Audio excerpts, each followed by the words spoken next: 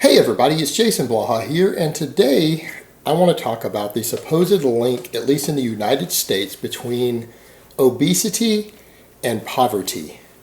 So let me put on my +5 hat of weaponsmithing, do a little bit of crafting, and let's talk about this. And I'm going to restructure this video just slightly so that I can put it on both of my channels because it's actually really relevant to both channels that I run.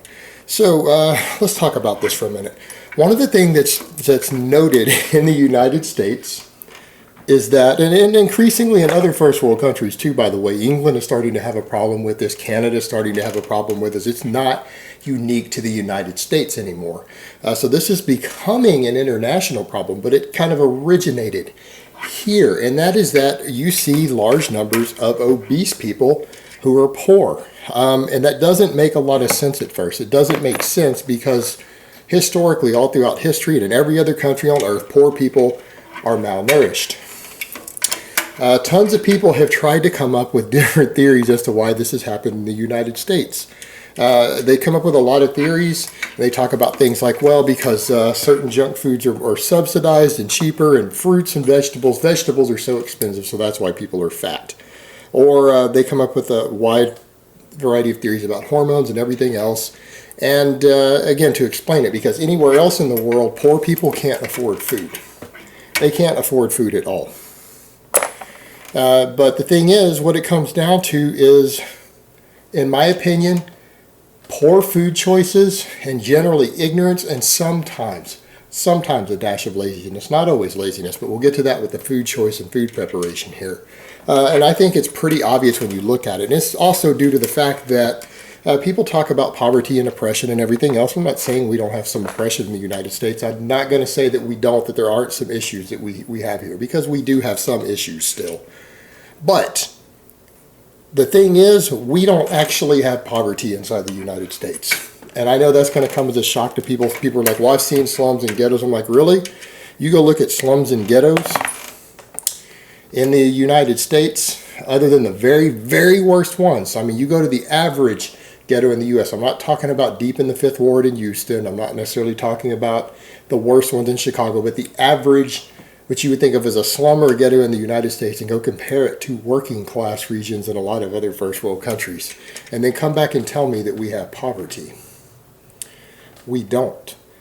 I'm going to go so far as to say that people who are on welfare in the United States, a single mother with 3, 4, or 5 children in the United States who's getting Section 8 housing, food stamps, everything else, has access to more wealth and has a higher quality of living than the working class in many other countries.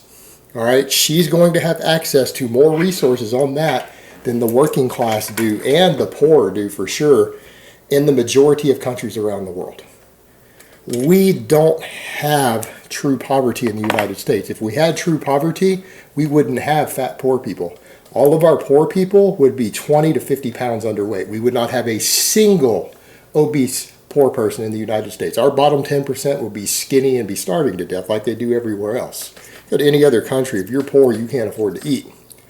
So, what does it come down to? People try to make these things like, oh, well, because the government subsidizes so much corn, we have all this high fructose corn syrup. Yeah, that's a factor. That is a very small factor. I agree it's a problem. We shouldn't be subsidizing corn. We're not making ethanol with it here. We're making garbage high fructose corn syrup. But if we were subsidizing sugar cane, we would have the same problem with table sugar. There's not a significant difference in the ability of the two to promote obesity, diabetes, things like that. There's not a significant difference between those two products. It's just through government subsidization, which is not capitalism, by the way. That's socialism.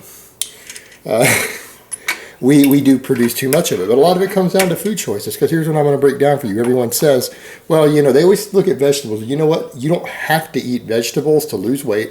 You don't have to eat vegetables to be completely healthy. They're a very useful tool, but they're not essential. And you know what?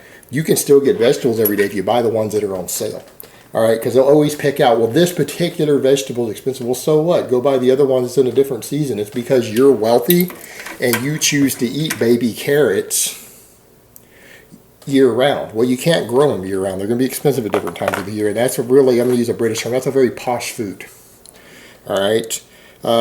You could go get collard greens or spinach cheaper, or whatever's easily available to give you more nutrition than carrots are going to give you gram for gram if you're just needing some extra vitamins in your diet. And it's going to be cheaper.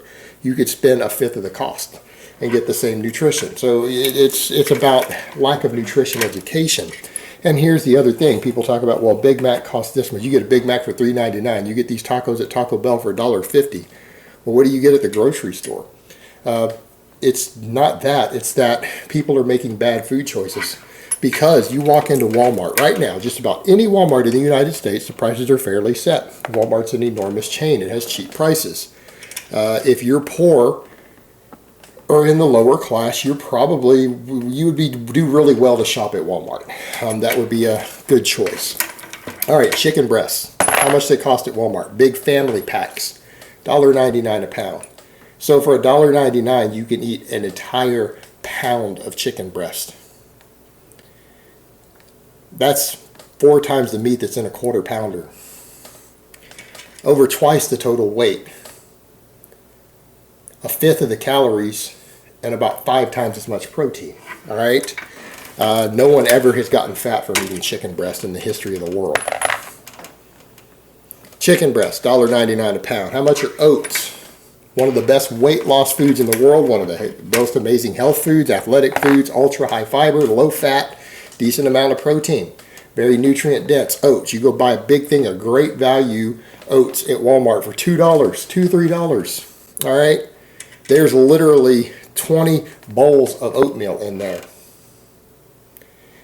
You add hot water to it, or put hot water in it and microwave it. All right, you have oats. Does it taste amazing? No. But if you're poor, you should be trying to get nutrition in, not be worried about what tastes amazing. Sitting around worried about what tastes amazing all the time, that's how you get fat. Bananas, another amazingly cheap, extremely nutritious food that is very difficult to eat enough of to get fat.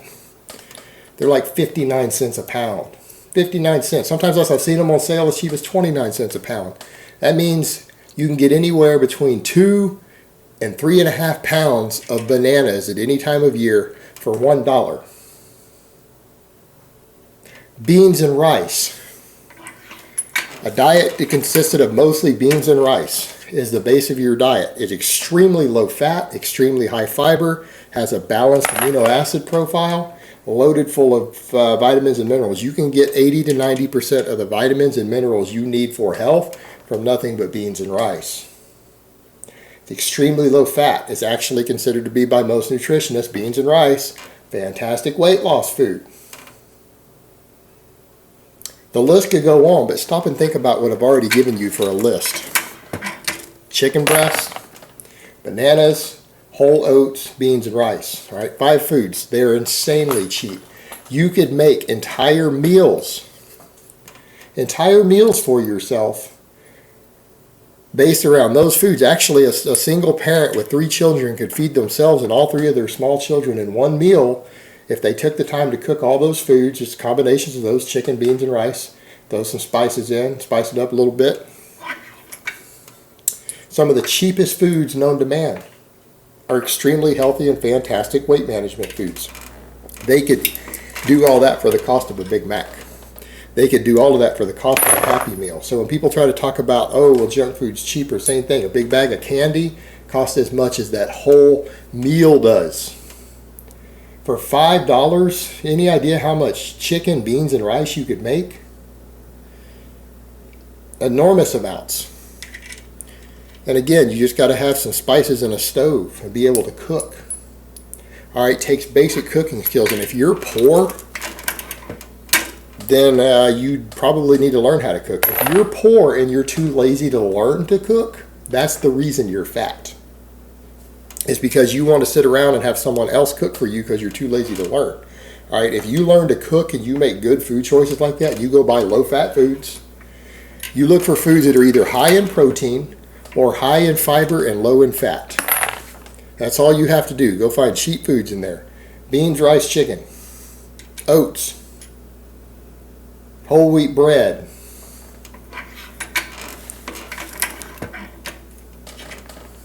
You don't get fat eating these foods. You don't get fat eating these foods. So when a person talks about how obesity is caused by poverty, not in the United States, not at all. The reason people get obese in the United States is because poor people have access to enough money and enough resources to buy junk food instead of healthy foods. Those are all healthy foods, all right? People have this misconception that to eat healthy, you have to go to Whole Foods and get organic kale every day, and that you have to have organic baby potatoes and organic baby carrots and a free-range chicken to eat healthy. That's marketing bullshit. That's hype. It's not reality. That is a myth that has been sold to yuppies and upper middle class people to make them feel elite because they have more money for food. All right, a diet based upon staples of chicken, beans, rice, and oats can be healthy. You know what makes people fat on top of that? They dump table sugar on everything. They dump butter on everything. They drink soda instead of water. Well, drinking soda instead of water costs money. If you're poor, how can you afford soda? Because you're not that poor. If you can afford to drink soda every day, you're not truly poor. In fact, soda's not even covered by food stamps. You're not supposed to be able to buy soda. At least in Texas you can't. You can't buy soda with food stamps. You can't buy candy with that stuff. It's the fact that people are drinking soda, buying junk food, they're eating fried foods, and they're dumping butter and table sugar on everything. They can't seem to eat some oats with a little bit of bananas thrown in there. All right, they don't slice a little banana up and put it in their oats to give it flavor, which is what a truly poor person would do who wanted to eat healthy. No, they dump butter and spoonfuls of sugar in it. And then they wonder why they get fat and diabetic. Because you took a perfectly healthy food and every morning you dump butter, a pure saturated fat, and a bunch of table sugar in it, loaded full of fructose. Two things that you can't eat excessive amounts of unless you want to be fat and diabetic. You're adding it to it. Same thing, they can't take chicken and bake it in the oven, or maybe bake it into a bean and rice dish with a little bit of spices or some salsa, or maybe a couple vegetables diced in there. No, people fry the chicken in vegetable oil. Well, if you're sitting around eating fried chicken every day and you get fat and you have a heart attack, it's because you fried this stuff. It's because of ignorance. It's because people aren't taught basic nutrition education in school. And then they're given enough money to be able to buy what they want, because the poor and the oppressed in the United States still have it pretty good financially. Even people on welfare have it pretty good financially compared to the rest of the world. They can afford to buy the garbage that's going to make them fat. They could spend the same money. They could spend less money on the healthier choices I just mentioned and get more total food. They get a lot more food for their money. A lot less calories for their money, a lot less health issues for their money. But it's because people have enough that they can afford to make either choice, and due to ignorance, they choose the worst choices. It's ignorance that causes obesity in the United States. It's ignorance combined with abundant resources that are so high that even poor people can afford to buy enough junk food to get fat. That's the problem. It's not because healthy foods are too expensive. All the healthy foods that everyone thinks are so expensive are overpriced junk. They're not any healthier than the cheaper stuff. That's the real world we live in. Again, a lot of that is marketing hype that's spawned the whole industry. If you think organic foods or GMO-free foods are healthier, if you think that they are healthier, you have been conned by an industry. You're actually ignorant. You're not smart, you're not enlightened, you're ignorant, and you've been conned by an industry. And they're going to take it all the way to the bank. Why shouldn't they? I mean, if a person is intelligent enough to have good resources and afford those foods, then they should be intelligent enough to be educated. And if they're not, why shouldn't someone cash in on it? People are always going to make money off ignorant people, no matter whether you're poor or whether you're rich. People are going to take advantage of ignorant people and take your money.